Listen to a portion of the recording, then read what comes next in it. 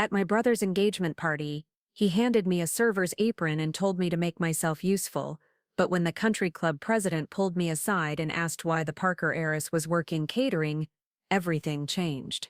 My name is Alexis Parker, and what started as the most humiliating night of my life became the moment I discovered just how far my own family had gone to erase me from our legacy. Before we jump back in, tell us where you're tuning from, and if this story touches you, make sure you're subscribed, because tomorrow I've saved something extra special for you. The summer heat was already suffocating at 7 in the morning when I pulled into the circular driveway of the Parker estate.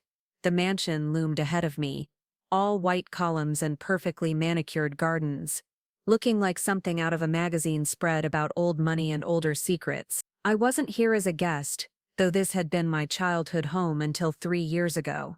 I was here because my brother Brandon had specifically requested my presence for his engagement party preparation, and foolishly, I thought maybe this was his way of extending an olive branch. The Parker family had always been Westchester Hills royalty. My father Richard built Parker Holdings from a small real estate firm into a multi-billion-dollar empire that owned half the commercial properties in 3 states. My mother Catherine was the kind of woman who organized charity galas for fun and had her picture in the society pages so often that people recognized her at grocery stores. Brandon, being the eldest and the son, was groomed from birth to take over everything. He had the Ivy League education, the perfect jawline, and most importantly, he had my parents' unwavering faith in his abilities. Then there was me, the younger daughter who asked too many questions, read financial reports for entertainment, and had the audacity to suggest that maybe some of the family business decisions weren't entirely ethical. 3 years ago, after a particularly heated board meeting where I questioned a suspicious land acquisition deal, I found myself gradually frozen out of family dinners, business discussions, and eventually my trust fund access. They never officially disowned me, but they made it clear that my opinions weren't welcome at the grown-ups table. I'd moved into a modest apartment in the city, working as a financial analyst for a nonprofit that investigated corporate fraud. The irony wasn't lost on me. Every day I helped expose the kind of shady dealings that I suspected my own family might be involved in, but I'd never had the courage or the evidence to look too closely at Parker Holdings. Some stones are too heavy to lift alone, especially when they might bury the only family you have left. Brandon met me at the front door, wearing tennis whites and a smile that didn't quite reach his eyes.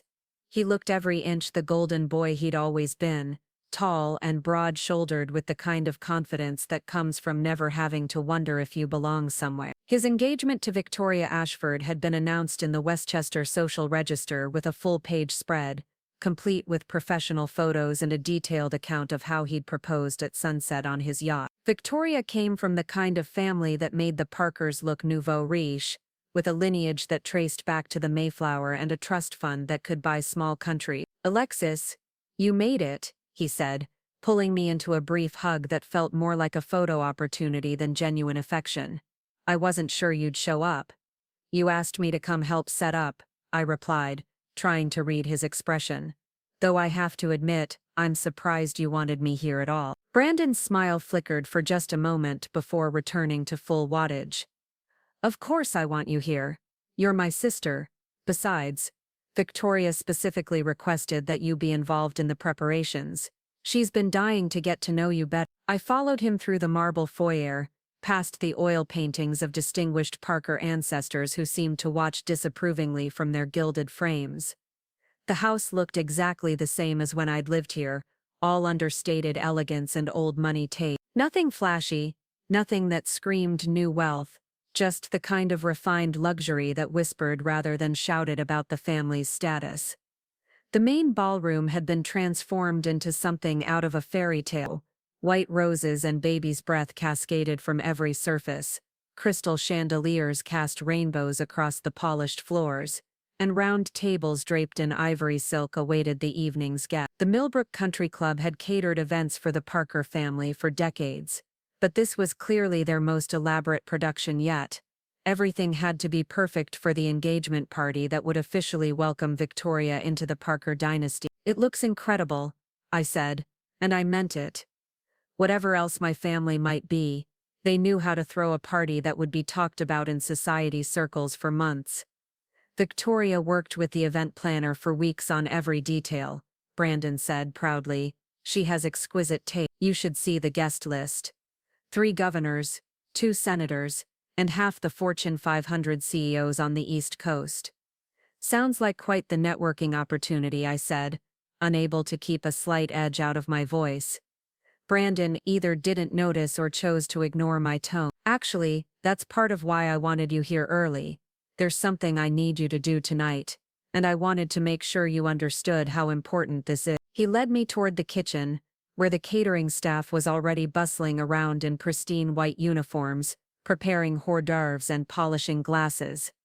The head chef, a stern-looking woman with graying hair pulled back in a tight bun, barely glanced up as we entered. To her, we were probably just more rich people getting in the way of her carefully orchestrated preparations. The thing is, Brandon continued, lowering his voice as if he was about to share a state secret, Victoria's family is very traditional, very concerned with proper appearances and social hierarchy. Her father sits on the boards of half a dozen major corporations, and her mother is president of the Ladies' Auxiliary at their country club in Connecticut. I waited for him to get to the point, though a cold feeling was already settling in my stomach. What I'm trying to say is that they have certain expectations about how things should be handled, how people should know their place. Brandon picked up a crystal wine glass and examined it in the light, avoiding my eyes. Victoria mentioned that it might be helpful if you could assist with the serving tonight. Nothing major, just making sure the guests have everything they need. You want me to work as a server at your engagement party? The words came out flat, emotionless, because I was trying very hard not to let him see how much they stung. Not as a server, Brandon said quickly, though his tone suggested that was exactly what he meant. More like a family liaison, someone who can make sure everything runs smoothly behind the scenes. Behind the scenes, I repeated. Look, Alexis, I know this might seem a little awkward, but Victoria's family is going to be watching everything tonight. They need to see that we're the kind of family that understands propriety and tradition, that we know how to maintain appropriate boundaries. I stared at my brother, trying to process what he was really saying. Appropriate boundaries between what and what, Brand? He finally met my eyes, and I saw something there that made my blood run cold. It wasn't malice exactly, but it wasn't love either. It was the look you might give a problem you were trying to solve as quietly and efficiently as possible. Between family members who are part of the business and those who are not, he said simply. Between people who understand discretion and those who ask too many questions. Between those who support the family's interests and those who might undermine them. The kitchen staff continued their preparations around us, oblivious to the conversation that was reshaping my understanding of my place in my own family. Someone dropped a spoon and the metallic clang seemed to echo louder than it should have in the sudden silence between Brandon and me. You're asking me to pretend to be the help at your engagement party, because Victoria's family might find it inappropriate that your sister works for a nonprofit that investigates corporate fraud, I said slowly, working through the implication. I'm asking you to be part of the solution instead of part of the problem, Brandon replied. This merger isn't just about Victoria and me. The Ashford family controls some of the most valuable commercial real estate on the eastern seaboard. Their shipping interests alone could double our annual revenue. This marriage represents the kind of strategic alliance that could secure the Parker legacy for generations. And I'm a liability to that legacy. You could be, he said, and the honesty in his voice was somehow worse than if he'd tried to lie. Or you could be helpful. You could show Victoria's family that you understand your role and that you're willing to support what's best for everyone involved. I looked around the kitchen at the staff who were being paid to serve people who would barely acknowledge their existence. I thought about the apartment I'd been living in, the nonprofit salary that barely covered my rent, the gradual way I'd been edited out of family photos and holiday gatherings. I thought about the trust fund that had been frozen without explanation and the board position I'd been quietly removed from after asking too many uncomfortable questions. What if I say no? I asked. Brandon's expression didn't change, but something shifted in his posture. Then I think you'll find that your invitation to tonight's party has been rescinded, and I think you'll find that your welcome at future family events becomes increasingly uncertain. You're threatening to cut me off completely. I'm offering you a choice, he corrected. You can be part of this family on terms that work for everyone, or you can continue down the path you've been on, the path that leads away from us. I stood there in that gleaming kitchen, surrounded by the sounds and smells of preparation for a party that would celebrate my brother's future while systematically erasing mine. The catering staff moved around us with practiced efficiency, and I wondered if they could sense the tension in the air or if rich people having tense conversations in their workspace was just part of the background noise of their jobs. "Where's the apron?" I asked. Finally, Brandon's smile returned, genuine this time, filled with relief and something that might have been pity. "I knew you'd understand. Victoria will be so pleased." He led me to a small closet off the kitchen where the extra catering supplies were stored. The aprons were simple black cotton with small embroidered logos for Millbrook Country Club's catering service. As I tied the strings around my waist, I caught a glimpse of myself in the reflection of a stainless steel refrigerator door. I looked like exactly what I was. A woman who had just agreed to serve drinks to people who would have once considered her their social equal. "The guests start arriving at 6, Brandon said, checking his gold watch. "Victoria wants you to focus on the cocktail hour, making sure everyone has drinks and appetizers. Try to stay in the background as much as possible. If anyone asks who you are, just say you're with the catering company. And if someone recognizes me, hopefully that won't be an issue. Most of these people haven't seen you in years and you look," he paused, searching for the right words, "different than you used to." I knew what he meant. The girl who had once worn designer dresses to charity galas, and had her picture taken for society pages, had been replaced by a woman who shopped at department stores and highlighted her own hair. I hadn't realized how much I'd changed until I saw myself reflected in my childhood home wearing an apron that marked me as hired help. The afternoon passed in a blur of final preparation. Victoria arrived around 4, a vision in pale pink silk with perfectly styled blonde hair and the kind of effortless elegance that money can't buy but breeding can. She was beautiful in the way that women from her social class often are, with good bones and better teeth and the confidence that comes from never having to doubt your place in the world. "Alexis," she exclaimed when she saw me, though her smile faltered slightly when she noticed the apron. "How wonderful that you could help out tonight. Brandon mentioned that you've been working in the service industry, so this must feel quite natural for you." I bit back my first 3 responses and managed a neutral smile. "I'm happy to help make sure everything goes smooth." "That's so sweet of you," Victoria said, her tone suggesting that she found my willingness to serve both touching and appropriate. "I do hope we'll have a chance to chat later, though I suppose you'll be quite busy tonight." She linked her arm through Brandon's and led him away to discuss some last-minute detail about the flower arrangements, leaving me standing in the kitchen with the growing realization that this humiliation had been carefully orchestrated. This wasn't a spur-of-the-moment request or an awkward family dynamic that had gotten out of hand. This was a deliberate demonstration of my new place in the Parker family hierarchy, performed for an audience that would carry the story back to their own social circle. As 6 o'clock approached, I took my position near the bar in the main ballroom, tray in hand, watching as the guests began to arrive. They came in waves of tailored suits and designer gowns,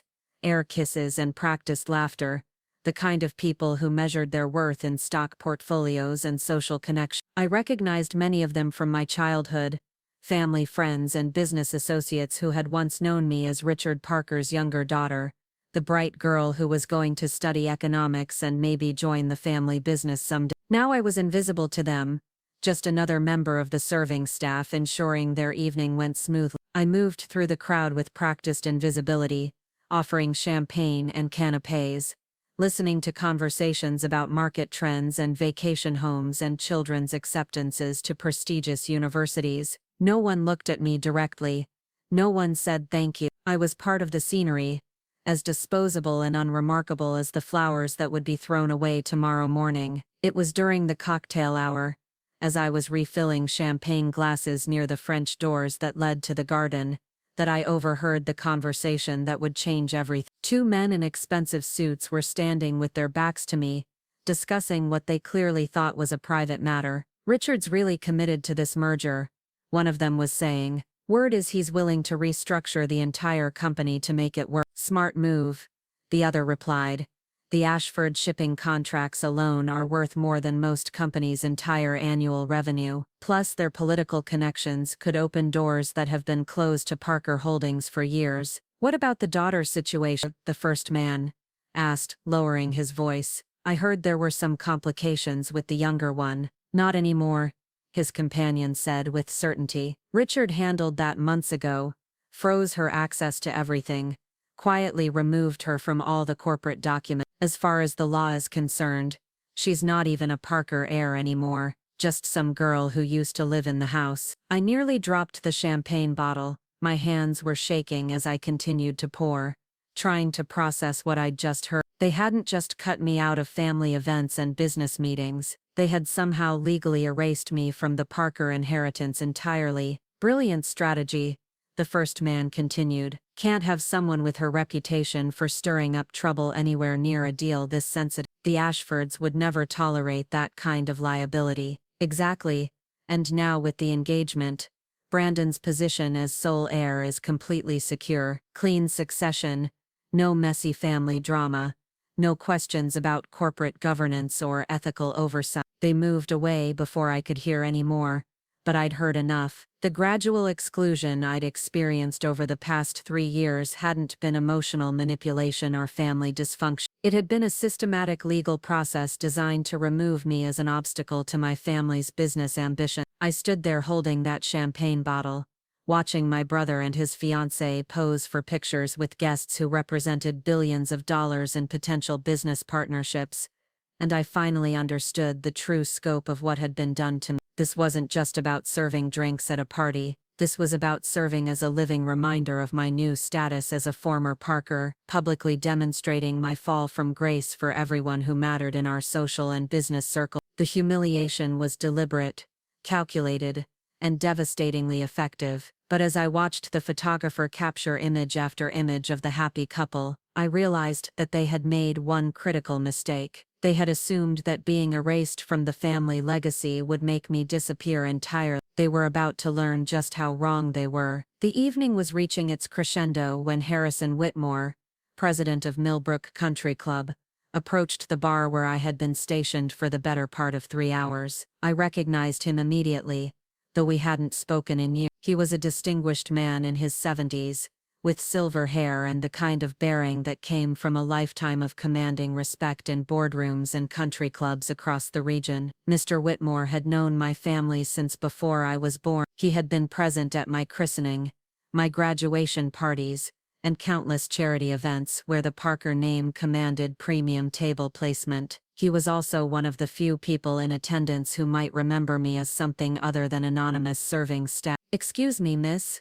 he said politely, his eyes studying my face with growing recognition. "Could I trouble you for a glass of the Macallan? Neat, please." I nodded and turned to pour his drink, hoping that 3 years and a service apron might be enough to obscure my identity. But when I handed him the glass, his fingers lingered on mine for just a moment longer than necessary. "Thank you," he said quietly, and then, even more quietly, "Alexis Parker, what in God's name are you doing behind that bar?" The question hung in the air between us like a loaded weapon. Mr. Whitmore's weathered face showed a mixture of confusion and concern as he waited for my response. Around us, the party continued in full swing, crystal glasses clinking and laughter echoing off the ballroom's ornate ceiling. But in that moment it felt like the entire room had gone silent. "I'm helping with the catering tonight," I said carefully, my voice barely above a whisper. "Brandon asked me to assist with the service." Mr. Whitmore's bushy eyebrows drew together in a frown that spoke volumes about his opinion of that arrangement. He glanced around the room, taking in the sea of designer gowns and tailored tuxedos, the ice sculptures and elaborate floral arrangements, the kind of ostentatious display that only happened when serious money was involved. "Asked you to assist," he repeated slowly, as if testing the words for their veracity. "The daughter of Richard Parker, serving cocktails at her own brother's engagement party. Preparing and narrating this story took us a lot of time, so if you are enjoying it, subscribe to our channel. It means a lot to us. Now back to the story. It's complicated, I said, hoping he would leave it at that and move on to mingle with guests who wouldn't require such awkward explanations. But Harrison Whitmore hadn't built his reputation by backing down from uncomfortable conversations. He'd been a federal prosecutor before transitioning into corporate law, and then later into the kind of high-level consulting that kept him connected to every major business deal on the East Coast. He had the instincts of someone who could smell deception from across a crowded room. "I've known your family for 37 years, he said quietly, leaning closer so that our conversation wouldn't carry to nearby guests. "I was at your parents' wedding. I held you when you were baptized at St. Andrew. I remember when you graduated summa cum laude from Columbia with that economics degree. And your father couldn't stop bragging about how brilliant his daughter was." Each word hit like a physical blow, reminding me of a time when I had been someone worth bragging about instead of someone to be hidden away behind a service bar. "That was a long time ago," I said, trying to keep my voice steady. 3 years, Mr. Whitmore corrected. 3 years since you were sitting at the head table at the Westchester Children's Hospital Gala, presenting that check for $500,000 from the Parker Foundation. 3 years since you were being mentioned in Forbes as one of the rising stars in philanthropic finance. I felt heat rising in my cheeks, partly from embarrassment, and partly from an anger I'd been suppressing all evening. People change. Circumstances change. "Indeed they do," he said, but his tone suggested he was thinking about more than just my personal circumstance. Though I have to say, when I heard rumors about some restructuring at Parker Holdings, I never imagined it would involve one of Richard's children serving drinks at family events. The way he said restructuring made it clear that he knew more about my family's business dealings than he was letting on. Harrison Whitmore sat on the boards of 3 major corporations and advised dozens more. If there had been significant changes to Parker Holdings' corporate structure, he would almost certainly have heard about them through his extensive network of contacts. "What exactly have you heard?" I asked, abandoning any pretense that this was a casual conversation. Mr. Whitmore glanced around the room again, his gaze settling briefly on Brandon and Victoria, who were holding court near the elaborate ice sculpture of intertwined swans. "Perhaps this isn't the appropriate venue for such a discussion, but if you're interested in having a more private conversation, I'll be in my office tomorrow morning." The country club's administrative wing, 2nd floor. Before I could respond, he placed his empty glass on my tray and melted back into the crowd, leaving me standing there with my mind racing. Harrison Whitmore didn't issue casual invitations. If he wanted to meet privately, it meant he had information that could be significant. The rest of the evening passed in a haze of mechanical motion. I continued serving drinks and appetizers, clearing empty plates and refilling champagne glasses, all while trying to process the implications of what Mr. Whitmore had said. The guests gradually grew more animated as the alcohol flowed, their conversations becoming louder and less guarded. I found myself moving closer to groups of people I recognized from my father's business circles, hoping to catch fragments of conversation that might shed light on what had really happened to my status in the family. Most of what I overheard was standard party chatter, but occasionally I caught mentions of the Parker-Ashford merger, the strategic implications of combining their business interests, and the political connections that would come with Victoria's family name. Around 9 o'clock, as the formal dinner was being served, I noticed my father deep in conversation with a man I recognized as Senator James Morrison, a longtime family friend who had been instrumental in securing several favorable zoning decisions for Parker Holdings over the years. They were standing near the windows overlooking the garden, partially hidden by an elaborate arrangement of white orchids. "The timing couldn't be better," Senator Morrison was saying as I approached with a fresh bottle of wine. "The new infrastructure bill is going to create opportunities for the right kind of partnerships. Companies with shipping interests and real estate holdings are going to be very well positioned." "That's exactly what we're counting on," my father replied. "The Ashford connections open doors that have been closed to us for years. Their family has relationships with port authorities up and down the coast, and their shipping contracts with federal agencies alone could triple our annual revenue. Smart strategy, the senator said. Though I have to ask, what about the liability issues? I heard there were some concerns about internal oversight, questions being raised about certain acquisitions. My father's expression darkened slightly. Those concerns have been addressed. We've restructured our corporate governance to eliminate potential conflicts of interest. The board is now completely aligned with our long-term strategic vision. And the family dynamics? I remember there were 2 children involved in the business. Brandon is our sole heir now, my father said firmly. The succession is clean and uncomplicated. No divided loyalties, no conflicting visions for the company's future. Everything is exactly as it should. I stood there pretending to arrange wine glasses while listening to my father casually erase me from the family narrative. To hear him tell it, I had never existed as his daughter, never contributed to the family business, never raised questions about ethical practices because I cared about preserving the Parker reputation. I was simply a problem that had been solved through corporate restructuring. The conversation moved on to other topics, but I barely heard them. I was too busy trying to understand how I had gone from being Richard Parker's brilliant daughter to being a liability that needed to be eliminated. The gradual exclusion I had experienced over the past 3 years suddenly made perfect sense. It hadn't been about family dysfunction or personality conflicts. It had been about removing obstacles to a business merger that would make my family incredibly wealthy and politically powerful. As the evening wound down and guests began to leave,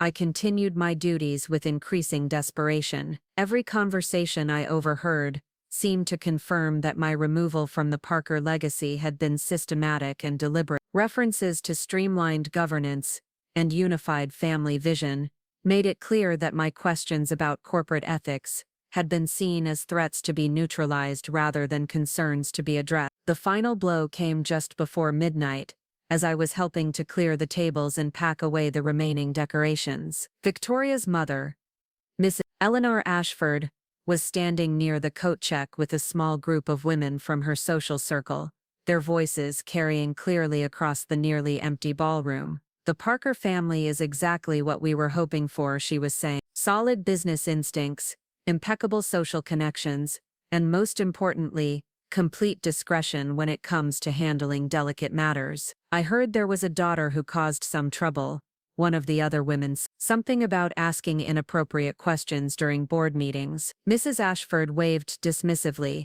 Richard handled that situation very elegantly. She's been completely removed from any involvement in family business affairs. Tonight was actually quite reassuring, seeing how thoroughly they've established appropriate boundaries. What do you mean? Another woman asked. She was working as part of the catering staff this evening, Mrs. Ashford said with evident satisfaction. It sent exactly the right message about her current status in the family hierarchy. Very tastefully done, really. No dramatic confrontations or public scenes, just a quiet demonstration that she understands her place now. The women murmured appreciatively, as if my humiliation had been a particularly well-executed piece of social theater. I stood frozen behind a pillar, holding a tray of dirty glasses, listening to them discuss my degradation as if it were an impressive feat of family management. Victoria was quite clever to suggest it, Mrs. Ashford continued. She felt it was important to make clear that the Parker family knows how to handle internal dissent without creating scandal. It shows the kind of disciplined thinking that will be essential for managing the merged business interests. So it had been Victoria's idea. The woman who was about to become my sister-in-law had orchestrated my public humiliation as a way to demonstrate the Parker family's commitment to maintaining proper hierarchy. I had been turned into a prop in a performance designed to reassure the Ashfords that their daughter was marrying into a family that could be trusted with their business secrets. I made it through the rest of the cleanup in a state of numb shock. Brandon barely acknowledged me as the last guest departed, and Victoria offered only a brief thank you for helping before disappearing upstairs to the guest suite where she would be staying the night. My parents were nowhere to be seen, having retired to their private wing of the house as soon as the formal festivities ended. I drove home through empty streets, my mind churning with everything I had learned. The systematic nature of my exclusion was breathtaking in its thoroughness. They hadn't just cut me out of family events or frozen my trust fund access. They had legally removed me from corporate documents,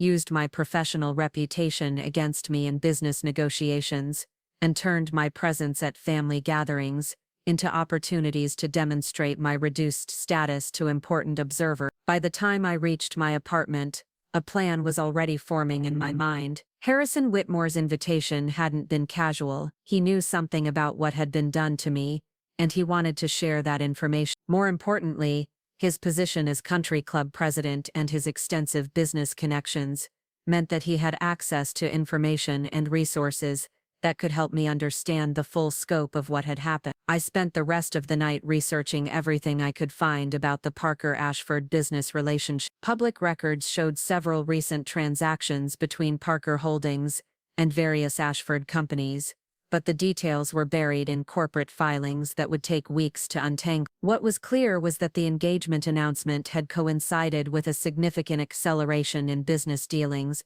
between the two families. I also looked into the legal mechanics of how someone could be removed from corporate inheritance structure. What I found was disturbing but not surprising. With the right legal maneuvering and compliant family members, it was entirely possible to restructure corporate ownership in ways that effectively disinherited specific individuals while maintaining the appearance of normal family business operation. The next morning, I arrived at the Millbrook Country Club 15 minutes early for my meeting with Mr. Whitmore. The administrative wing was quiet on a Sunday morning, with only a skeleton staff maintaining the building's operation. I found his office on the second floor, a spacious room with mahogany furniture and walls lined with photographs documenting decades of club events and community involvement. Mr. Whitmore was waiting for me with coffee and a thick folder of documents spread across his desk. He looked older in the harsh morning light, but his eyes were sharp and alert as he gestured for me to take a seat across from him. "I didn't sleep much last night," he said without preamble. "I kept thinking about that conversation we had, and the more I thought about it, the angrier I became." "Angry about what?" I asked. "About what's been done to you," he said bluntly, "about the systematic way you've been erased from your own family's legacy, and about my own failure to recognize what was happening until I saw you serving drinks at your brother's party." He leaned back in his chair, studying my face carefully. "I've been hearing rumors for months about changes at Parker Holdings, restructuring, new partnerships, shifts in corporate governance, but I never connected those rumors to what might be happening within the Parker family itself." "What exactly have you heard?"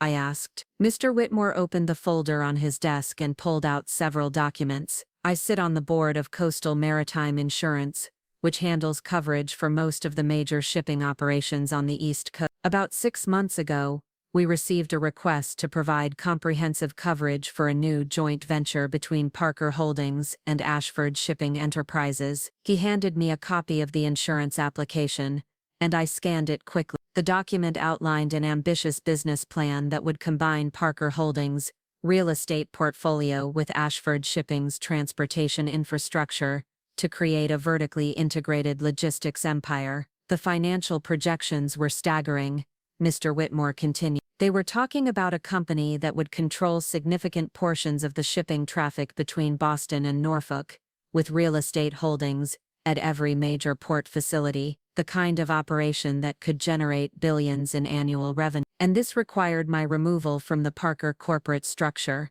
I asked. "According to the application, yes," he said grimly. "The insurance company requires detailed background checks on all major stakeholders in high-value policy." During that process, our investigators discovered that Parker Holdings had recently undergone significant corporate restructuring, specifically to eliminate what the documents called potential governance conflict. He handed me another document, this one a corporate filing that I had never seen before. It showed that 6 months ago, I had been formally removed as a beneficiary of the Parker Family Trust and stripped of my minority ownership stake in Parker Holdings. The paperwork was signed by both of my parents and notarized by a lawyer I didn't recognize. "This is the first time I'm seeing this," I said, staring at the signatures that had effectively erased me from my family's financial legacy. "I suspected as much," Mr. Whitmore said. The timing was suspicious. These changes were made just weeks before the engagement announcement,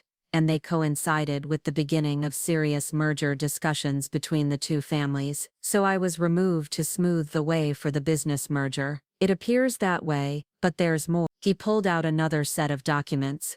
The insurance investigation also uncovered some interesting information about the circumstances surrounding your departure from the family business. These documents were older, dating back 3 years to the time when I had first started raising questions about certain Parker Holdings acquisition. They included copies of internal emails, board meeting minutes, and even recordings of phone conversations between my parents and their legal advisors. Where did you get these? I asked. Insurance companies are very thorough when billions of dollars are at stake, Mr. Whitmore said. They investigate everything, and they keep comprehensive records. When I reached out to some contacts in the industry and explained what I had witnessed last night, they were willing to share information that might be relevant to potential fraud investigation. The documents painted a devastating picture of calculated family betrayal. The emails showed that my parents had begun planning my removal from the company almost immediately after I started asking questions about suspicious land acquisitions in areas that were later developed into shipping facilities. The board meeting minutes revealed that they had consulted with legal experts about the best ways to restructure corporate ownership to exclude specific family members. The phone recordings captured conversations about using my professional reputation and political opinions against me in social and business settings. They didn't just cut me out,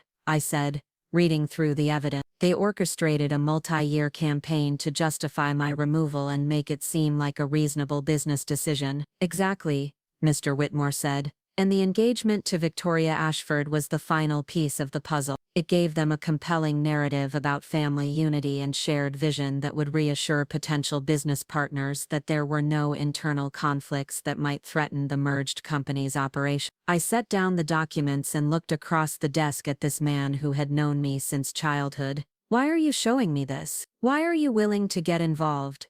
Mr. Whitmore was quiet for a long moment, staring out the window at the golf course where morning players were already making their way around the first few holes. Because I've seen what happens when good people stay silent while powerful families destroy their own children for profit, he said finally. I've spent 40 years in business and politics, and I've watched too many victims get crushed by people who think wealth and connections make them untouchable. He turned back to me and I saw something in his eyes that looked like determination mixed with regret. Your father and I used to be friends. Real friends, not just business associates, but over the years I've watched him become someone I don't recognize, someone who would sacrifice his own daughter's future to secure a business deal. What are you suggesting I do with this information? I asked.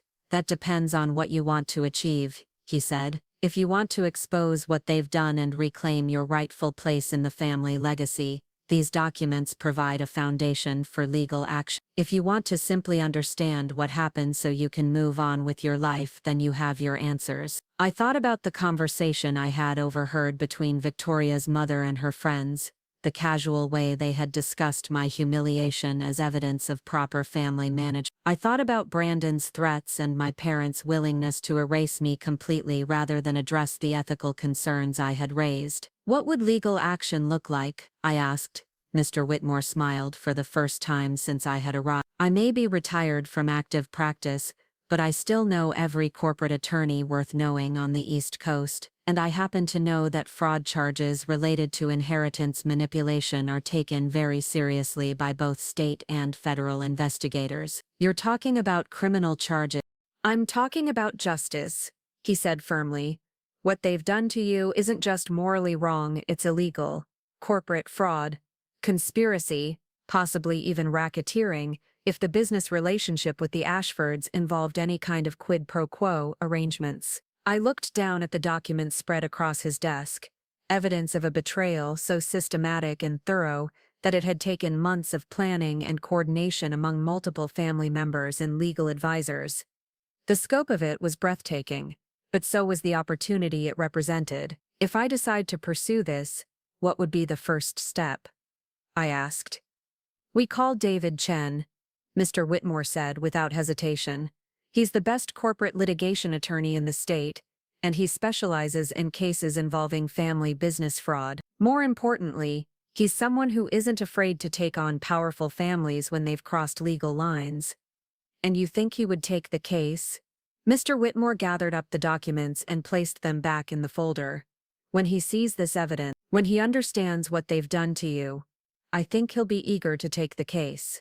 I sat there in that quiet office, surrounded by the trappings of old money and established power, and realized that I had reached a crossroad. I could take this evidence and walk away, content to finally understand the scope of what had been done to me. I could use it to build a new life completely separate from the Parker family name and legacy, or I could fight back. I thought about the girl I had been 3 years ago, the one who had asked uncomfortable questions because she believed the Parker name should stand for something more than just wealth and connection. I thought about the woman I had become, serving drinks to people who had once considered me their equal, while they discussed my degradation as entertainment. "When can we call Mr. Chen?" I asked. The smile that spread across Harrison Whitmore's face was fierce and satisfying. "I'll make the call this afternoon. But first, I think you should know that you're not going into this fight alone. There are other people who have been watching what your family has been doing, other people who believe it's time someone held them accountable." "What do you I mean that powerful families make enemies along the way, and sometimes those enemies are willing to provide assistance when the opportunity for justice finally presents itself." As I left the country club that morning, folder of evidence tucked securely under my arm, I felt something I hadn't experienced in 3 years. I felt like I mattered again, not because of my family name or my trust fund or my place at exclusive social gatherings, but because I had the power to demand accountability from people who thought they were above consequences. The war for my legacy was about to begin, and for the first time since this nightmare started, I was ready to fight. David Chen's law office occupied the entire 42nd floor of a glass tower in downtown Manhattan, with floor-to-ceiling windows that offered sweeping views of the Hudson River and beyond. The Sterling law firm had built its reputation on taking down corporate giants who thought their money could buy them immunity from consequences. Walking through those polished marble corridors, I felt like I was entering a war room designed specifically for battles against people like my family. Chen himself was younger than I had expected, probably in his early 40s, with the kind of sharp intensity that suggested he approached every case like a chess match where lives hung in the balance. His office walls were lined with framed newspaper clippings, documenting major victories against pharmaceutical companies, defense contractors, and multinational corporations that had tried to hide behind teams of expensive lawyers and public relations firms. "Mr. Whitmore has told me quite a bit about your situation," Chen said as we settled into leather chairs around a conference table that could have seated 20 people. "But I'd like to hear the story directly from you, starting from the beginning." I spent the next 2 hours walking him through everything, from my initial questions about suspicious land acquisitions, to the systematic exclusion from family events, to the final humiliation of serving drinks at Brandon's engagement party. Chen took detailed notes, occasionally asking clarifying questions about dates, names, and specific conversations I had overheard. When I finished, he leaned back in his chair and was quiet for several minutes, studying the documents Mr. Whitmore had provided. The silence stretched long enough that I began to wonder if he was trying to find a polite way to tell me that I didn't have a viable case. "This is one of the most comprehensive examples of inheritance fraud I've seen in 20 years of practice," he said finally. "The level of coordination and premeditation is extraordinary. They didn't just cut you out of the family business. They engineered an elaborate justification for doing so that would hold up under scrutiny from potential business partners and regulatory agencies." "Does that mean we have a case?" I asked. "We have multiple cases," Chen said, his voice taking on the tone of someone who had just discovered a particularly promising hunting ground. "Corporate fraud, conspiracy to commit inheritance theft, potentially even violations of federal securities laws if the Parker-Ashford merger involves any publicly traded companies." He pulled out a legal pad and began sketching out what looked like an organizational chart. "The key is understanding that this wasn't just a family dispute that got out of hand. This was a criminal conspiracy involving multiple parties working together to defraud you of your legitimate inheritance for the purpose of facilitating a business merger worth hundreds of millions of dollars. Criminal conspiracy. The words felt strange in my mouth. I had been thinking of this as a civil matter, a family business dispute that might be resolved through lawsuits and financial settlements. Absolutely, Chen said. When family members work together to forge legal documents, manipulate corporate structures and systematically exclude rightful heirs from inheritance benefits, that's not just a breach of fiduciary duty, that's criminal fraud, and it's prosecuted to the full extent of the law. He turned to a fresh page on his legal pad and began making a list. Here's what we're going to do. First, we file for immediate injunctive relief to freeze all Parker Holdings assets and prevent any further transfers or restructuring until this matter is resolved. Second, we petition the court to void all corporate changes made without your knowledge or consent. Third, we initiate criminal fraud charges against everyone involved in the conspiracy. Everyone?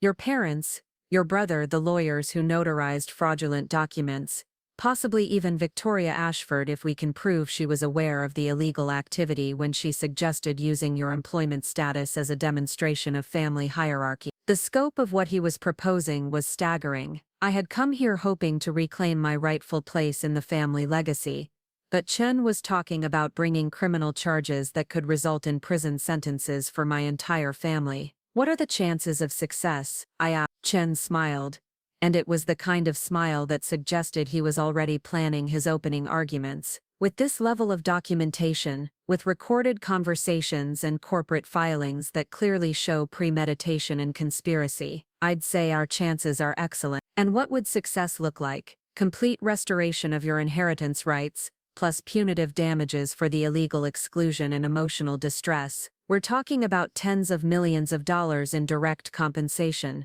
plus your rightful share of the Parker Holdings empire. And that's just the civil case. He leaned forward, his expression growing more serious. But I want you to understand what you're getting into. Your family will fight this with everything they have. They'll hire the most expensive lawyers money can buy, they'll use their political connections to try to influence the proceedings, and they'll attempt to destroy your reputation and credibility in every way possible. They've already destroyed my reputation, at least in their social circles. This will be worse, Chen warned. They'll dig into every aspect of your personal life, every decision you've made, every relationship you've had. They'll try to paint you as unstable, vindictive, opportunistic. They'll claim that you were rightfully excluded because of incompetence or disloyalty or mental health issues. I thought about the conversation I had overheard at the engagement party, the casual way my father had discussed eliminating me as a liability to the family's business interests. They've already been doing that for 3 years. Then you understand what we're up against, Chen said. But you also need to understand what we have going for us. This case is going to attract significant media attention. Corporate inheritance fraud involving wealthy families always does. And when the public sees what was done to you, when they hear those recorded conversations, and see the documented evidence of systematic betrayal, public opinion is going to be very much on our side. Public opinion doesn't determine legal outcomes. No, but it influences everything else. Juries, judges, prosecutors, even opposing counsel. When a case becomes a symbol of something larger, when it represents a fight between ordinary people and entitled elites who think the rules don't apply to them, that changes the entire dynamic of litigation. Chen stood up and walked to the windows overlooking the city. There's something else you should know. Your family's business practices have been on the radar of federal investigators for some time. The land acquisitions you questioned 3 years ago,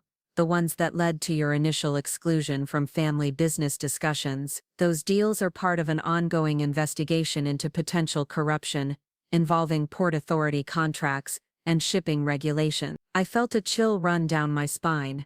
The FBI has been building a case against several major shipping companies and their political connections. Parker Holdings hasn't been formally named as a target, but some of their business relationships have raised flags. If we pursue criminal charges related to your inheritance fraud, it could open doors to much larger investigations. The implications of what he was saying began to sink in. This wasn't just about reclaiming my place in the family legacy. This was about potentially exposing criminal activity that could bring down the entire Parker business empire. "What do you recommend?" I asked. Chen returned to his seat and pulled out a thick folder from his briefcase. "I recommend we go to war, but I want you to make that decision with full knowledge of what it's going to cost you personally. Once we file these charges, there's no going back. Your relationship with your family will be permanently severed. You'll be facing months or possibly years of intensive litigation. Your personal life will be scrutinized by investigators, journalists, and defense attorneys, looking for anything they can use against you. And if I don't pursue this, then they win," he said simply. "They keep the money they stole from you, they complete their merger with the Ashford family, and they spend the rest of their lives knowing that they destroyed their own daughter and got away with it. More importantly, they send a message to other wealthy families that this kind of inheritance manipulation is an acceptable way to eliminate inconvenient family members." I stared out at the city sprawling below us, thinking about all the other people who might be facing similar situations, younger sons and daughters who asked uncomfortable questions,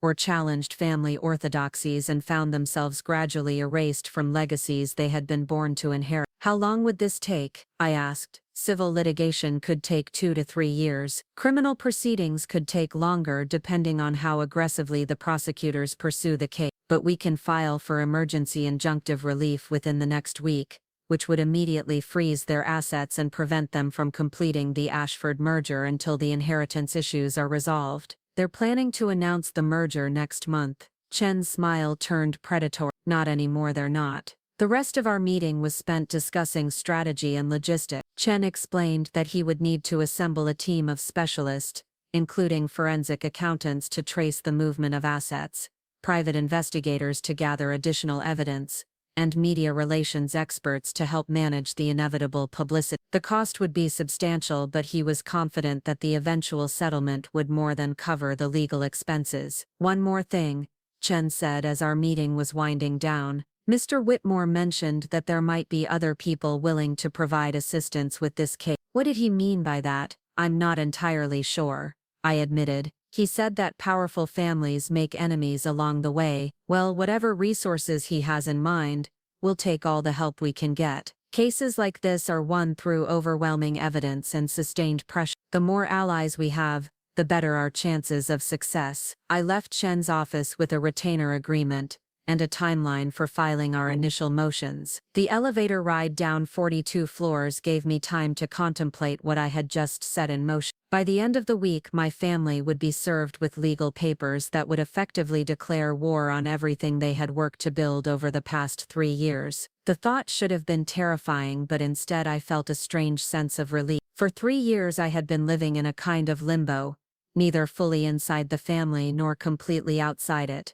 never quite understanding what I had done wrong or how I might repair the damage. Now I finally had clarity about what had been done to me and what I needed to do in response. My phone buzzed with a text message as I walked through the lobby of Chen's building. It was from Brandon, of all people, the first communication I had received from him since the engagement party. "Dad wants to have lunch tomorrow. Says it's time we talked things through like adults. 1 o'clock at the Union Club." I stared at the message for a long moment, trying to decode its implications. The timing couldn't be coincidental. Somehow they had learned that I was consulting with attorneys, and now they were attempting damage control. The Union Club was neutral territory, a prestigious men's club where my father held membership, and where private conversations could be conducted without fear of eavesdropping or publicity. I texted back a simple "I'll be there," and then immediately called Chen to let him know about the development. "Don't agree to anything," he warned. "Don't sign anything. Don't make any verbal commitments, and don't let them know the full extent of what we're planning. If they're reaching out now, it means they're worried about something. What do you think they want? Probably to offer you some kind of settlement that would prevent you from pursuing legal action. They'll try to frame it as a generous gesture, a way to repair family relationships and move forward together. But whatever they offer, it will be a fraction of what you're actually entitled to, and it will come with conditions designed to protect them from future legal exposure." Should I record the conversation? New York is a one-party consent state, So yes, you can legally record any conversation you're part of, but be careful. If they suspect you're recording, they might become suspicious about what other evidence you might have gathered. The next day, I arrived at the Union Club 15 minutes early, hoping to settle my nerves and prepare myself for what was likely to be a very difficult conversation. The club occupied a magnificent Beaux Arts building on the Upper East Side, with marble columns and crystal chandeliers that spoke to old money and older power. I had been here many times during my childhood, accompanying my father to business lunches and family celebrations, but walking through those doors now felt like entering enemy territory. My father was already waiting in the Oak Room, a private dining area reserved for the club's most distinguished members. He looked older than I remembered, with more gray in his hair and deeper lines around his eyes, but he still carried himself with the confidence of someone accustomed to being the most important person in any room he entered. "Alexis," he said, standing to embrace me with what appeared to be genuine warmth. "You look well.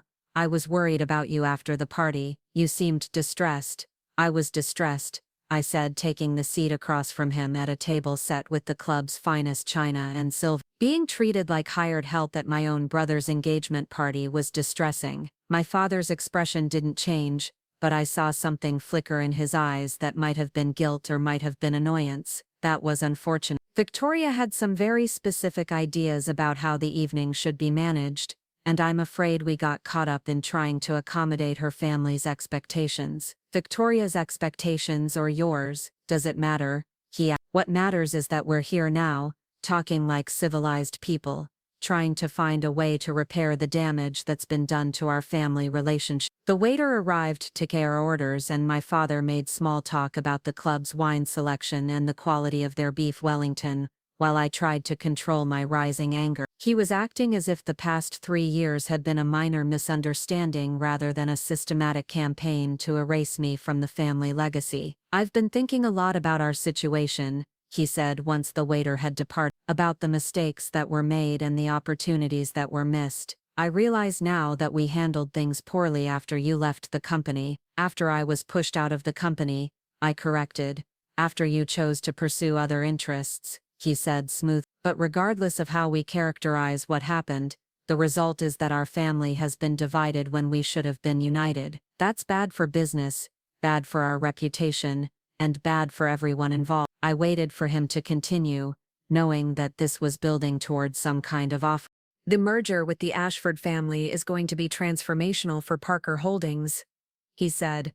"We're talking about a company that could become one of the largest logistics operations on the East Coast, with the potential for international expansion within 5 years. The financial projections are extraordinary." "Congratulations," I said dryly. "The point is that there's going to be more than enough success to go around. More than enough to provide very comfortable futures for everyone in the family, including you." He reached into his jacket pocket and pulled out an envelope, placing it on the table between us. "I've had our attorneys draw up a proposal that I think you'll find very generous. A trust fund that would provide you with substantial annual income, a seat on the charitable foundation board, and full restoration of your status as a Parker family member. In exchange, your agreement to support the merger and your commitment to not interfere with the company's business operations. We need to present a united front to our new partners, and that means putting past disagreements behind us." I picked up the envelope but didn't open it. "What about my questions regarding the land acquisitions, the deals that led to this whole mess in the first place?" My father's jaw tightened almost imperceptibly. "Those questions were based on incomplete information and misunderstandings about complex business transactions. The important thing is that all of those deals have been thoroughly reviewed by independent auditors and found to be completely legitimate. Independent auditors hired by Parker Holding. Independent auditors hired by Parker Holding." Whitmore had shown me the evidence of systematic planning and coordination that had gone into my removal from the family business. My father was sitting across from me, offering what was probably a very generous financial settlement, acting as if the past 3 years had been an unfortunate misunderstanding, rather than a carefully orchestrated campaign of manipulation and fraud. "What if I don't accept your proposal?" I asked. For the first time since I had arrived, my father's composed facade slipped slightly. then I'm afraid our family problems are going to become much more complicated and much more public. Brandon and Victoria are planning to announce their engagement in all the major society publications next week. The merger announcement will follow shortly after. Any disruption to those plans would be very damaging to relationships that have taken years to build. Is that a threat? It's a reality, he said. If you choose to create difficulties for this family, if you choose to pursue vindictive legal action or make wild accusations about business practices you don't understand, then you'll be forcing us to defend ourselves in ways that could be very unpleasant for everyone involved. The careful veneer of fatherly concern was completely gone now, replaced by the cold calculation I had seen glimpses of during my final months at Parker Holding. This was the man who had orchestrated my systematic removal from the family legacy, and he was offering me a choice between accepting a settlement that would keep me quiet or facing the full weight of the Parker family's legal and political resources. I need time to think about this, I said, slipping the envelope into my purse. Of course, my father said, his smile returning as quickly as it had disappeared. But I hope you won't take too long. The business world moves quickly, and opportunities like this merger don't come along often. It would be a shame if family complications prevented us from achieving something truly extraordinary. I left the Union Club with my father's offer burning like a coal in my purse, and the recorded conversation stored safely on my phone. The settlement terms, when I reviewed them later in my apartment, were indeed generous. A trust fund worth several $1,000,000, a guaranteed annual income that would allow me to live comfortably for the rest of my life, and even a token position on the board of the Parker Foundation that would give me a small voice in the family's charitable activity. But it was also a prison sentence. The legal language made it clear that accepting the settlement would require me to waive any claims to Parker Holdings' assets, agree to never publicly discuss family business matters, and submit to arbitration rather than litigation if any future disputes arose. I would be bought in silence, turned into a decorative family member who could be trotted out for charity events and wedding photos, but who would never again have any real influence over the Parker legacy. I called David Chen that evening and played him the recording of my conversation with my father. Textbook obstruction of justice, he said when the recording ended. He's essentially admitting that they're trying to prevent you from pursuing legitimate legal remedies by offering financial incentives. That's a separate criminal charge on top of everything else. So we proceed with filing the original charges? We proceed, Chen confirmed. And we add attempted bribery to the list. Your father just made our case significantly stronger. The papers were filed the following Monday morning. By Tuesday afternoon, news of the lawsuit had leaked to the financial press, and by Wednesday the story was front-page news in every major newspaper on the East Coast. Heiress sues family over inheritance fraud, read the headline in the Wall Street Journal, accompanied by a photo of the Parker estate and a smaller inset picture of me from my Columbia graduation. The public reaction was swift and overwhelmingly sympathetic. Social media exploded with stories from other people who had been cut out of family businesses or manipulated by wealthy relatives. Legal experts appeared on television to discuss the broader implications of inheritance fraud and the challenges facing younger generations who tried to hold their families accountable for unethical business practices. Brandon called me 3 times on Wednesday, but I didn't answer. Victoria sent a text message calling me selfish and vindictive. My mother left a voicemail that began with tears and ended with threats about what would happen if I continued to embarrass the family. But the most interesting call came from Harrison Whitmore. You should know that the country club board held an emergency meeting this morning, he said. There's been a motion to suspend your family's membership pending the resolution of the criminal charges. Will it pass?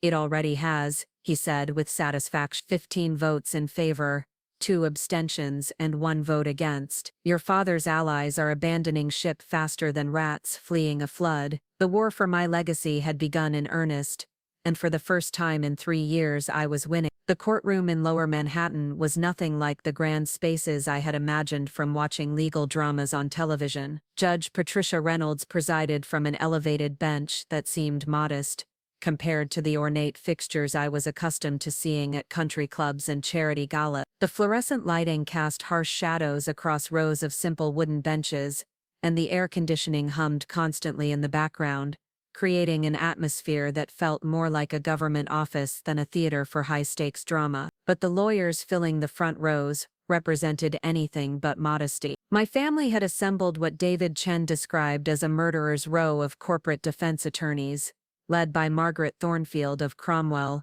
Hastings and Associates, a woman whose reputation for destroying opposing witnesses was legendary among Manhattan legal circles. She sat at the defense table with perfect posture, her silver hair pulled back in a severe chignon, flanked by no fewer than 6 associates who looked like they had graduated from law school the previous week. Behind them, in the gallery's front row, sat my family. My father wore his most expensive suit, the charcoal gray Armani that he reserved for congressional hearings and federal regulatory meetings. My mother sat beside him in understated Chanel, her face a mask of composed dignity that suggested this entire proceeding was beneath her notice. Brandon had positioned himself at the end of the row, constantly checking his phone as if he had more important matters to attend to than his sister's attempt to destroy the family legacy. Victoria Ashford had not appeared, though her absence spoke volumes about how the engagement was weathering the public scrutiny. According to gossip columns,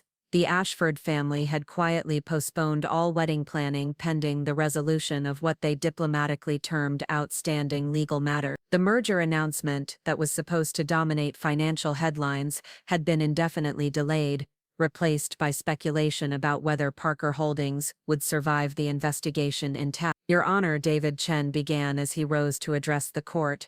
We are here today because of one of the most egregious examples of inheritance fraud this court has ever seen. The defendants didn't simply exclude my client from family business decisions. They orchestrated a multi-year conspiracy to legally erase her from documents that guaranteed her rightful share of a multi-billion-dollar estate. Chen moved to the evidence table, where boxes of documents sat stacked like accusations waiting to be unpacked. We will show that this conspiracy began 3 years ago, when Miss Parker began asking legitimate questions about suspicious land acquisitions. Instead of addressing her concerns, the defendants chose to eliminate the person raising the question. Margaret Thornfield remained seated, taking notes with a gold pen while Chen outlined our case. Her strategy was already becoming clear from the pretrial motions her team had filed. They weren't going to deny that I had been excluded from family business affairs. Instead, they were going to argue that the exclusion was justified by my supposed incompetence, disloyalty, and mental instability. The evidence will show, Chen continued,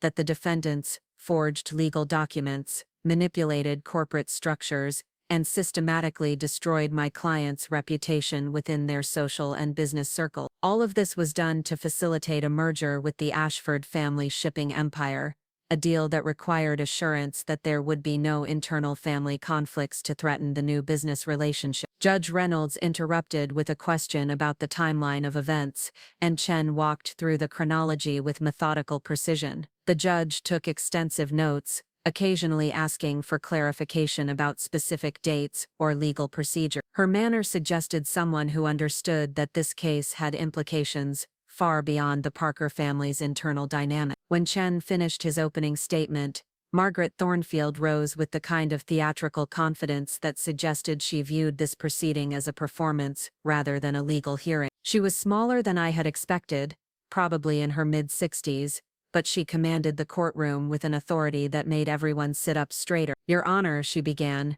her voice carrying the slight accent of someone educated at elite boarding schools. What we have here is not a conspiracy but a tragedy. The tragedy of a young woman who cannot accept that her own actions led to her exclusion from family business affairs. She gestured toward me with practiced sympathy. Miss Parker was not removed from corporate documents because of some elaborate plot. She was removed because she demonstrated repeatedly that she lacked the judgment and discretion necessary for involvement in sensitive business matters. Thornfield walked to her own evidence table and picked up a thick folder. The defense will show that Miss Parker's so-called legitimate questions about land acquisitions were actually attempts to sabotage business deals that would have benefited not just the Parker family but entire community. Her objections to what she characterizes as suspicious activity were really objections to the kind of aggressive business practices that have made American companies competitive in global markets. The narrative she was constructing was skillfully crafted. Instead of a victim fighting for justice,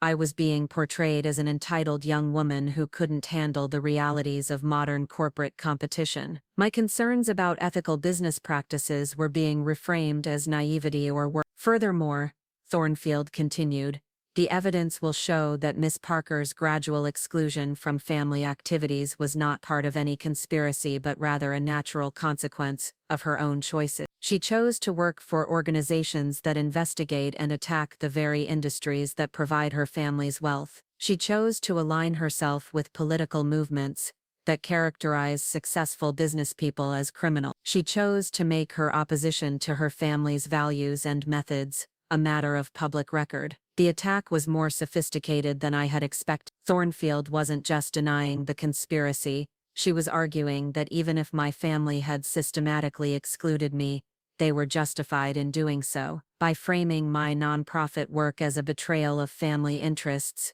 she was suggesting that I had voluntarily placed myself outside the family circle. The Parker family did not commit fraud, Thornfield concluded. They made difficult but necessary decisions to protect their business interests and family reputation from someone who had demonstrated that she could not be trusted with confidential information or relied upon to support family objectives. Judge Reynolds called for a brief recess before we began presenting evidence, and I found myself in a courthouse bathroom, staring at my reflection while trying to process what I had just heard. Thornfield's opening statement had been a preview of the character assassination that was coming. They weren't just going to challenge the evidence of fraud, they were going to put my entire adult life on trial. David Chen found me there, leaning against the sink and trying to steady my breathing. That was exactly what we expected. He said, they're going to try to make this about your character instead of their actions, but remember,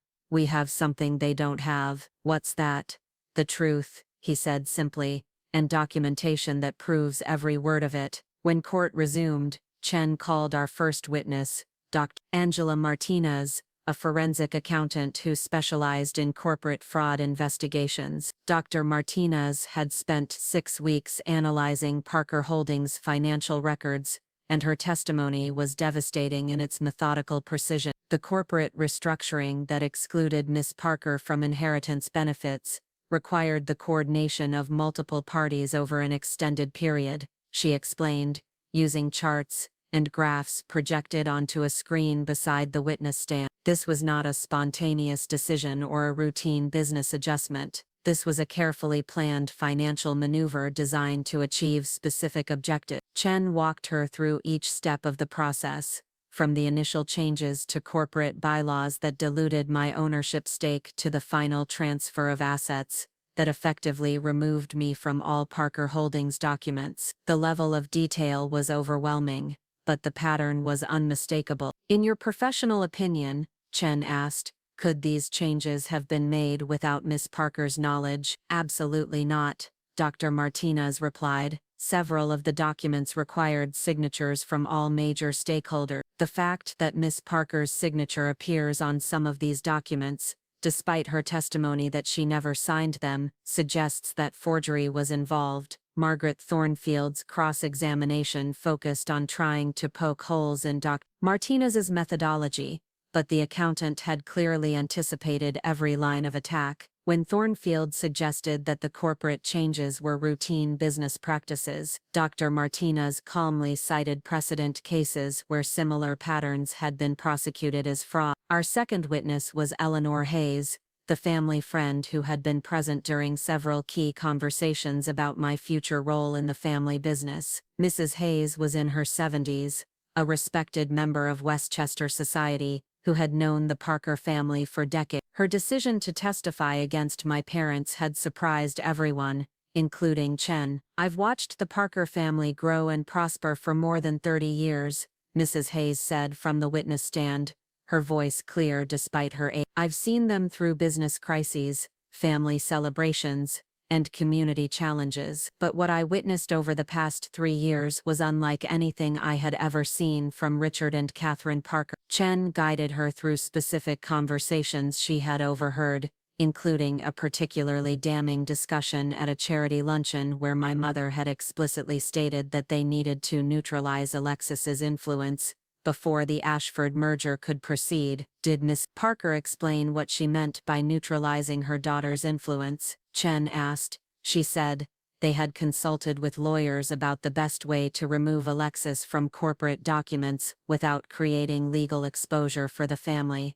Mrs. Hayes replied. She seemed pleased that they had found a way to accomplish this while making it appear that Alexis had voluntarily withdrawn from family business affairs. The defense's cross-examination of Mrs. Hayes was brutal. Thornfield attempted to portray her as a bitter old woman who was jealous of the Parker family's success and eager to damage their reputation. She questioned Mrs. Hayes's memory, her motivations, and even her mental competency, but Miss Hayes held her ground with the kind of dignity that comes from a lifetime of surviving in elite social circles. When Thornfield accused her of fabricating conversations to support my lawsuit, Mrs. Hayes looked directly at my mother and said, "Catherine, you know everything I've said here is true. You know what you've done to your own daughter." The moment of silence that followed was electric. My mother's composure cracked for just an instant, and I saw something in her eyes that might have been shame or might have been fear. The afternoon was devoted to playing the recorded conversations Chen and I had gathered,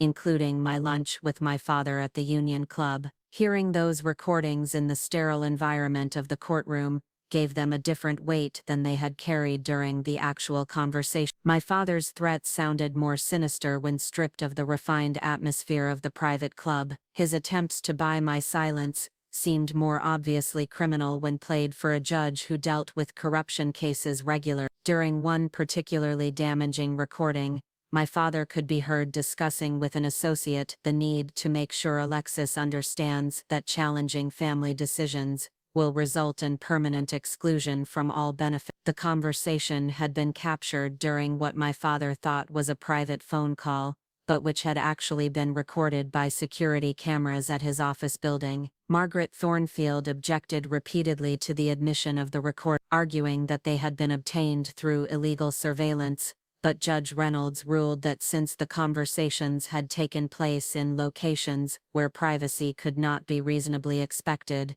they were admissible as evidence. The defense began their case on the second day, and their strategy became immediately apparent. Instead of challenging the evidence of systematic exclusion, they were going to argue that the exclusion was justified and legal. Their first witness was Dr. Richard Blackwood, a corporate governance expert who testified that families had broad discretion in managing business succession, and that excluding unreliable family members was not only legal but often necessary for protecting stakeholder interests. Ms. Parker's employment with organizations that specifically target successful business practices for investigation created an inherent conflict of interest, Dr. Blackwood explained. The Parker family had a fiduciary duty to their shareholders and business partners to ensure that confidential information would not be misused or disclosed to hostile parties. Chen's cross-examination revealed that Dr. Blackwood had been paid over $200,000 for his testimony,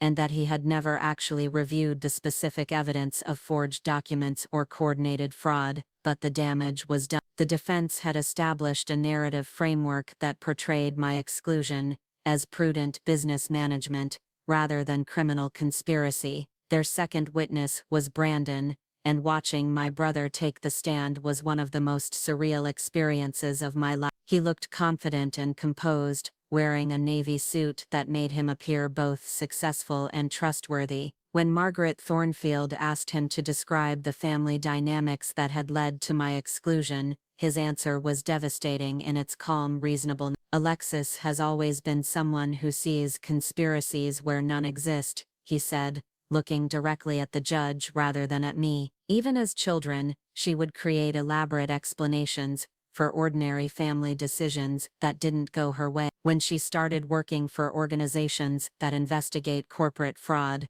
that tendency became much more pronounced." He described incidents from our childhood that I barely remembered, recasting them as evidence of paranoid thinking and an inability to accept authority. A disagreement over inheritance planning became an example of my unwillingness to compromise. My questions about business ethics became evidence of disloyalty and poor judgment, Did you ever participate in any conspiracy to defraud your sister of her inheritance rights? Thornfield absolutely not, Brandon replied with apparent sincerity. Every decision made regarding family business affairs was made openly, and with proper legal consultation. Alexis was excluded from certain discussions because she had demonstrated that she could not be trusted to maintain confidentiality or support family interests. Chen's cross-examination was methodical and brutal. He walked Brandon through specific dates and documents, forcing him to explain discrepancies between his testimony and the recorded evidence. When Chen played the recording of Brandon threatening to cut me off completely if I didn't serve drinks at his engagement party, Brandon's composure finally cracked. "That was taken out of context," he said, his voice rising slightly. "I was trying to find a way to include Alexis in family events, despite her hostile attitude toward our business interests. You were trying to include her by having her work as serving staff at your engagement party." I was trying to give her a role that would allow her to be present without creating conflict with our guests," Brandon replied, but the explanation sounded hollow even to him. The third day brought my mother to the witness stand, and her testimony was perhaps the most painful part of the entire proceedings. Catherine Parker had always been the family member most skilled at managing public appearances and controlling narrative. She approached the witness stand with the same composed grace she brought to charity galas and society functions. Under Thornfield's questioning, she portrayed herself as a mother who had been forced to make heartbreaking decisions to protect her family from a daughter who had become increasingly unstable and vindictive. She described my work at the nonprofit as evidence of a vendetta against successful business people, and she characterized my questions about Parker Holdings' business practices as attempts to damage the family reputation out of spite. "I never wanted to exclude Alexis from family activities," she said, dabbing at her eyes with a handkerchief. "But when someone repeatedly demonstrates that they cannot be trusted with confidential information, when they align themselves with organizations that seek to destroy everything your family has built, you have to make difficult choices to protect the people who depend on you." She was brilliant at appearing vulnerable while simultaneously attacking my character. Every answer portrayed her as a victim of my unreasonable behavior rather than as an architect of my systematic exclusion. But Chen had been preparing for this moment since we first met. His cross-examination began with the recorded conversation, where she had discussed neutralizing my influence, and he methodically walked her through each step of the conspiracy to remove me from inheritance documents. "Miss Parker," he said at one point, "you testified that you never wanted to exclude your daughter from family activities, but we have recorded evidence of you planning her exclusion months before the incidents you claim justified it. Can you explain that discrepancy?" My mother's composure held, but I could see the strain around her eyes. "Those conversations were taken out of context. We were discussing hypothetical scenarios, not making definite plans. Hypothetical scenarios that happened to be implemented exactly as discussed. Coincidence is not conspiracy, Mr. Chen." The exchange continued for hours, with Chen systematically dismantling every element of my mother's testimony while she fought to maintain her narrative of justified maternal concern. By the end of her cross-examination, the elegant woman who had taken the stand looked older and more fragile, though she never fully abandoned her composure. My father was the defense's final witness, and his testimony was the most carefully crafted performance of the entire trial. Richard Parker had spent decades testifying before congressional committees and regulatory agencies, and he brought that experience to bear in his defense of the family's action. He portrayed the exclusion as a difficult but necessary business decision made in consultation with legal experts and financial advisors. Every step had been taken to protect not just the Parker family interests, but the interests of employees, business partners and community stakeholders who depended on Parker Holdings for their livelihood. Ms. Parker's questions about our land acquisition strategies were not based on any evidence of wrongdoing, he explained. They were based on a fundamental mental understanding of how modern business operates. When someone in a position of trust repeatedly undermines confidence in company operations,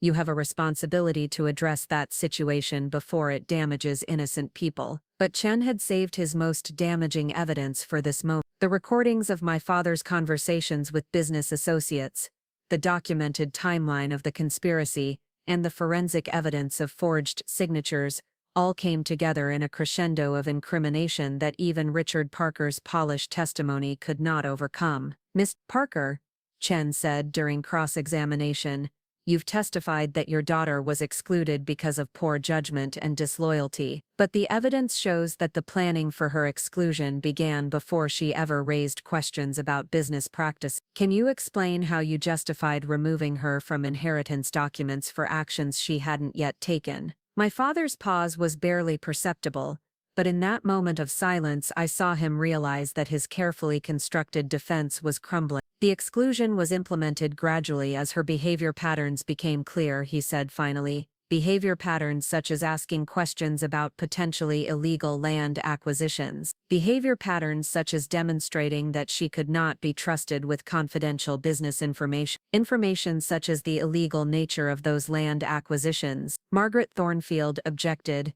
but the damage was done. My father had effectively admitted that my exclusion had been motivated by my discovery of questionable business practices, rather than by any failure on my part to fulfill family obligations. When the testimony phase ended, Judge Reynolds announced that she would issue her ruling within 2 weeks. As we filed out of the courtroom, I caught a glimpse of my family huddled with their legal team, their faces grim as they contemplated the possibility that 3 years of careful planning had just been exposed as criminal fraud. David Chen was cautiously optimistic as we discussed the proceedings over dinner that evening. "Reynolds is thorough and fair," he said. "She's not going to be swayed by expensive lawyers or social connections. If the evidence supports our case, she'll rule accordingly. And if she rules in our favor, then your family faces criminal prosecution.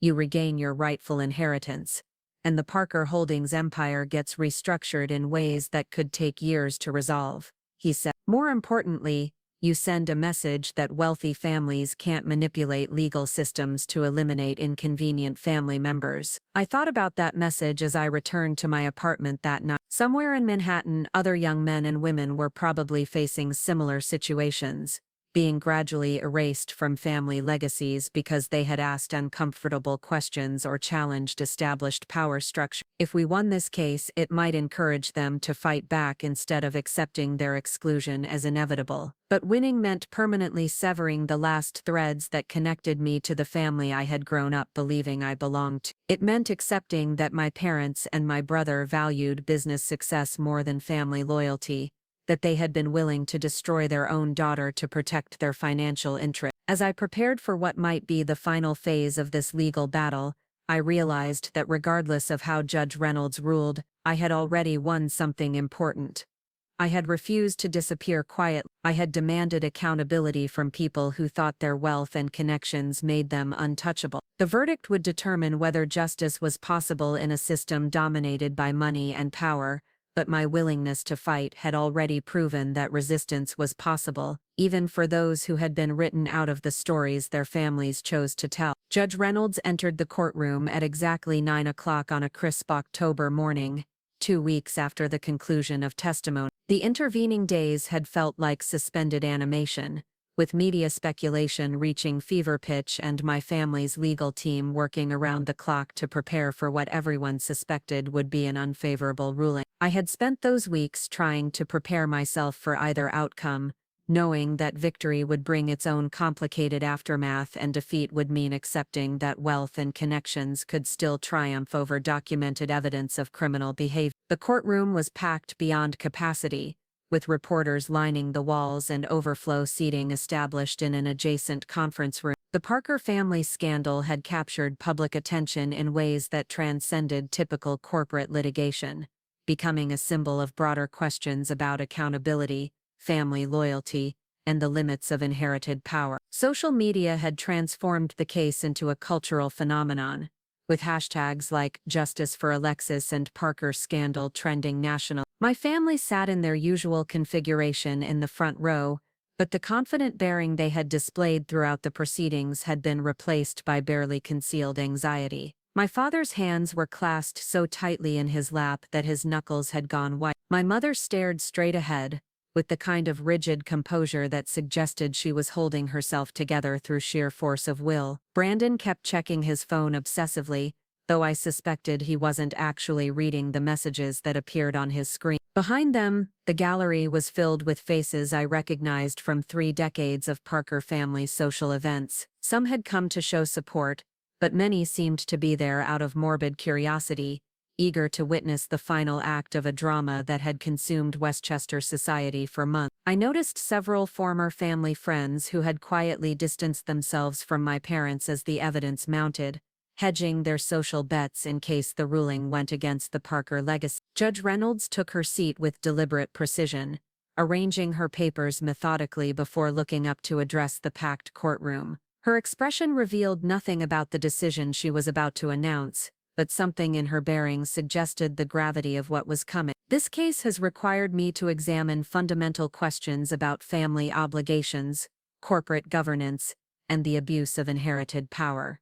She began, her voice carrying clearly to every corner of the silent courtroom. The evidence presented has been extensive and, in many respects, unprecedented in its documentation of systematic inheritance manipulation. She paused to put on her reading glasses, a gesture that seemed to stretch endlessly while everyone in the room held their breath. After careful consideration of all testimony and evidence, this court finds that the defendants engaged in a deliberate, coordinated conspiracy to defraud Miss Alexis Parker of her rightful inheritance through forged documents, manipulated corporate structure, and systematic exclusion from family business affairs. The words hit the courtroom like a physical force. I heard my mother's sharp intake of breath, saw my father's shoulders slump almost imperceptibly, and watched Brandon close his eyes as if the ruling was a blow he had been expecting but hoping to avoid. Furthermore, Judge Reynolds continued, the court finds that this conspiracy was motivated not by legitimate business concerns,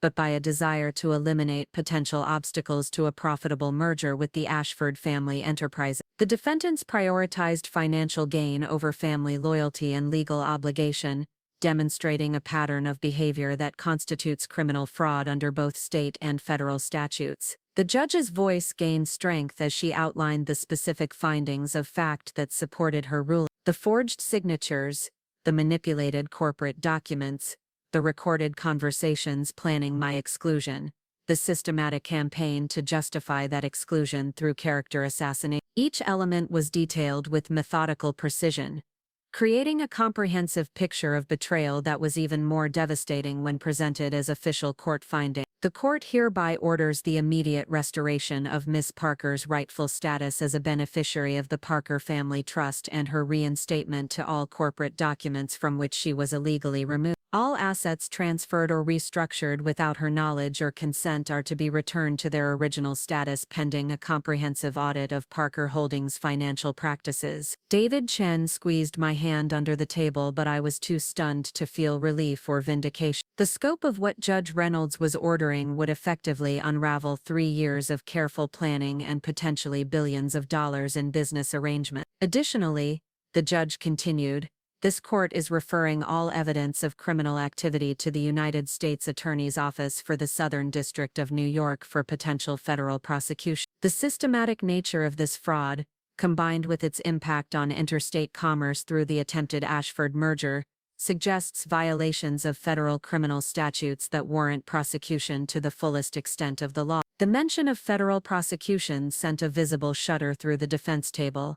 Margaret Thornfield was frantically taking notes, probably already planning the appeals process, but the comprehensive nature of Judge Reynolds' findings would make overturning this ruling extremely difficult. Finally, Judge Reynolds said, looking directly at my family for the first time since entering the courtroom, this court wishes to express its profound disappointment in the defendant's conduct. The systematic betrayal of family trust documented in this case represents a level of moral failure that extends far beyond the legal violations we have addressed today. When parents choose wealth over children, when siblings choose personal advancement over family loyalty, the damage extends beyond financial injury to strike at the foundation of what families are supposed to represent. The silence that followed was absolute. Even the reporters seemed reluctant to break the spell that Judge Reynolds' words had cast over the courtroom. When she finally dismissed the proceedings, The explosion of movement and conversation felt like a dam bursting after weeks of mounting pressure. I remained seated while chaos erupted around me, watching my family file out of the courtroom without looking in my direction. My father walked with his shoulders squared, maintaining his dignity even in defeat, but I could see the exhaustion in every step. My mother leaned heavily on Brandon's arm, her composure finally cracking under the weight of public humiliation and legal consequences. Brandon himself looked older than his 32 years, the golden boy sheen finally worn away by the harsh light of criminal exposure. Outside the courthouse, David Chen held an impromptu press conference while I stood beside him, trying to process the magnitude of what had just happened. Reporters shouted questions about my plans for Parker Holdings, whether I would pursue the maximum criminal penalties against my family, and how it felt to have my vindication broadcast to the world. Today's ruling validates what we've known from the beginning, Chen told the assembled media, that no family, regardless of wealth or social standing, is above the law when it comes to inheritance fraud and conspiracy. Miss Parker's courage in pursuing this case has exposed criminal behavior that might otherwise have remained hidden behind charitable donations and country club respectability. When the reporters turned to me, I found myself surprisingly calm despite the microphones and cameras focused on my face. This was never about revenge or money, I said, my voice steadier than I had expected.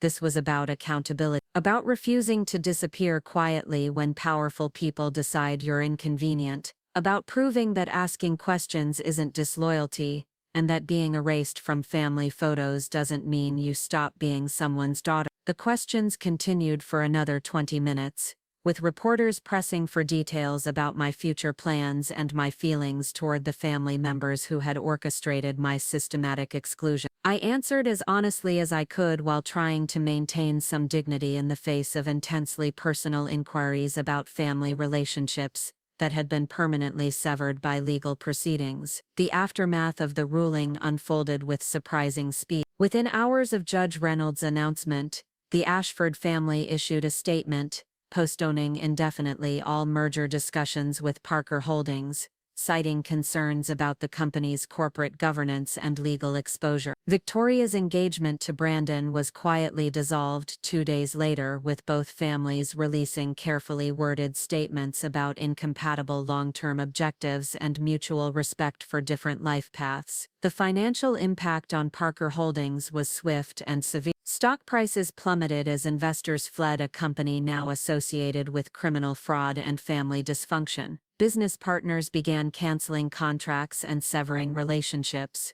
unwilling to risk association with an organization under federal criminal investigation. The carefully constructed empire that my father had spent decades building began collapsing as trust evaporated and legal bills mounted. Within a week, I received a call from Harrison Whitmore requesting a meeting at the country club. When I arrived, I found him in his office with a bottle of champagne and a folder of documents that would change my understanding of everything that had happened. "I've been waiting 3 years to share this with you," he said as he poured 2 glasses of Dom Perignon. "But I needed to wait until the legal proceedings were concluded to avoid any appearance of improper influence." The documents he showed me revealed the true scope of the federal investigation into Parker Holdings' business practices. The FBI had been building a case against the company's land acquisition strategies for over 2 years, focusing on suspicious relationships with port authorities and questionable use of political connections to secure favorable zoning decisions. My questions about those same land deals had inadvertently threatened to expose criminal activity that went far beyond family inheritance fraud.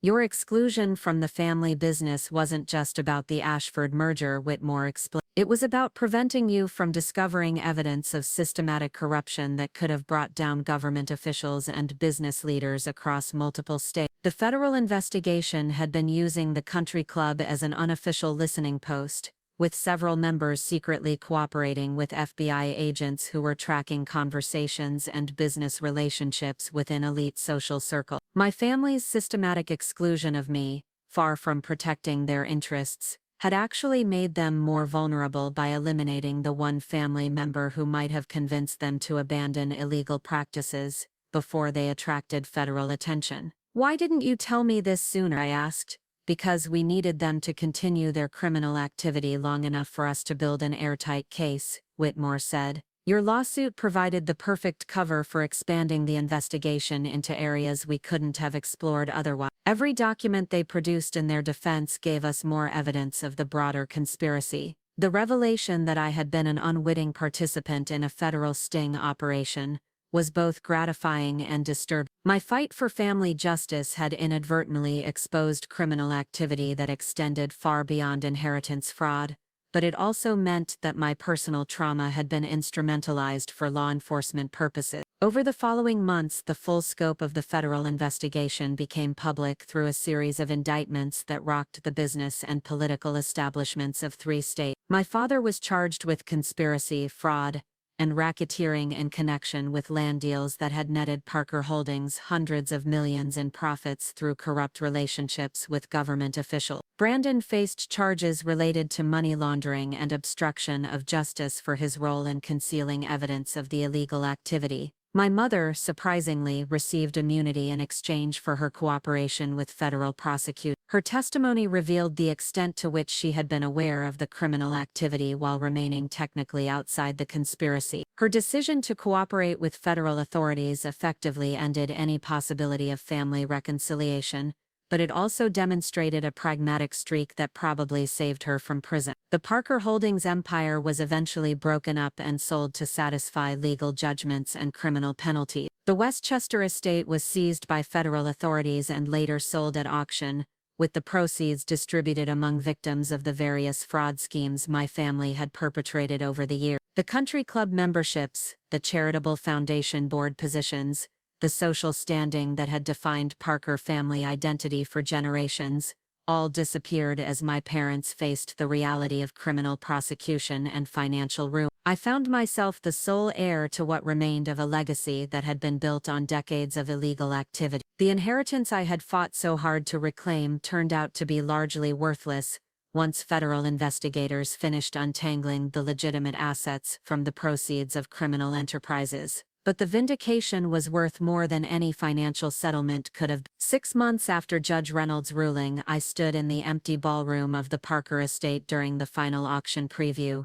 surrounded by the remnants of a life that had been carefully constructed to project power and respectability. The crystal chandeliers, the antique furniture, the oil paintings of distinguished ancestors, all of it was tagged with lot numbers and scheduled for sale to the highest bidder. A young woman approached me near the end of the preview, introducing herself as Sarah Morrison, daughter of Senator James Morrison, one of the political figures implicated in the federal investigation. She was about my age, with the kind of understated elegance that spoke to expensive education and careful breeding. I wanted to thank you, she said quietly, glancing around to make sure we weren't being overheard. What you did, fighting back against your family, it gave me the courage to come forward about what I knew regarding my father's involvement in the land deal. She explained that she had been struggling for years with knowledge of her father's corrupt activities, torn between family loyalty and moral obligation. Watching my legal battle play out in the media had convinced her that accountability was possible, even when it meant destroying the family reputation she had grown up believing was more important than individual conscience. It's going to cost me everything, she said. My trust fund, my social connections, probably my relationship with my mother, but I finally understand that some things are worth more than family loyalty. As I watched her walk away, I realized that the true victory of my legal battle wasn't the financial restoration or the criminal prosecution of my family member. It was the demonstration that resistance was possible, that individuals could fight back against inherited power structures and win, even when the cost was enormous. The woman who had served drinks at her brother's engagement party while society matrons discussed her humiliation as entertainment had become someone who refused to disappear quietly when powerful people found her inconvenient. The girl who had been systematically erased from family photos and legal documents had forced the world to acknowledge her existence and her right to demand accountability from those who had betrayed her trust. I never reconciled with my parents or my brother. The gulf created by criminal prosecution and public humiliation proved too wide to bridge, even after prison sentences were served and legal proceedings concluded. but I had something more valuable than family relationships built on conditional loyalty and shared secret. I had my integrity, my independence, and my knowledge that I had refused to be silenced when silence would have been easier and more profitable. 2 years after the final legal proceedings ended, I opened a legal aid clinic, specializing in inheritance fraud and family exploitation cases. The Parker name, once associated with charitable giving and social responsibility, became linked with helping victims of the kind of systematic betrayal I had experienced. Young men and women who had been excluded from family businesses for asking uncomfortable questions, adopted children who had been cut out of wills through legal manipulation, whistleblowers who had been punished for exposing family criminal activity, all found their way to our offices, seeking the kind of justice I had fought to achieve. The work was emotionally demanding but deeply satisfying. Each case reminded me that my willingness to fight back against my own family had opened doors for others facing similar situations. The message that no family was too powerful or too well connected to face accountability for inheritance fraud gradually spread through legal and social networks, making it harder for wealthy families to systematically exclude inconvenient members without consequences. On quiet evenings in my new apartment, far from the Westchester estate where I had grown up believing I belonged, I sometimes thought about the girl I had been before I learned to ask uncomfortable questions about family business practice. She had been happier in some ways, secure in the belief that the Parker name represented something noble and that her place in the family legacy was guaranteed by blood and birth. But that girl had lived in a world built on lies and held together by the silence of people who knew better but chose comfort over truth. The woman I had become understood that real security came not from inherited wealth or social standing, but from the courage to demand accountability from those in power, even when those people were your own parents and the cost of resistance was higher than most people could imagine paying. The country club where my humiliation had begun eventually expelled my family from membership, though by then the gesture was largely symbolic. The Millbrook Country Club, like most of the institutions that had defined Parker family social life, had quietly distanced itself from a scandal that threatened to expose the broader network of corruption and influence peddling that characterized elite social circles. Harrison Whitmore retired from the club presidency after his role in my legal victory became public, but he remained a close friend and advisor as I navigated the complicated aftermath of family destruction and personal vindication. His willingness to risk his own social standing to help me fight back had demonstrated that not everyone in positions of power was willing to prioritize institutional loyalty over individual justice. "You changed more than just your own situation," he told me during our final meeting at the country club. "You proved that wealthy families could be held accountable for their crimes, that inherited power wasn't a shield against legal consequences, and that victims of family betrayal didn't have to accept their exclusion as inevitable." As I left the club for the last time, walking past the same bar where I had served drinks to people who discussed my degradation as entertainment, I felt a profound sense of completion. The girl who had been forced to wear a server's apron to demonstrate her reduced status in the family hierarchy had become a woman who helped others fight back against similar humiliation. The fight for my legacy had cost me my family relationships, my social standing, and my comfortable assumptions about inherited wealth and power, but it had given me something more valuable than any of those losses: the knowledge that justice was possible, even against overwhelming odds, for those who refused to disappear quietly when powerful people found them inconvenient. Up next, you've got 2 more standout stories right on your screen. If this one hit the mark, you won't want to pass these up. Just click and check them out.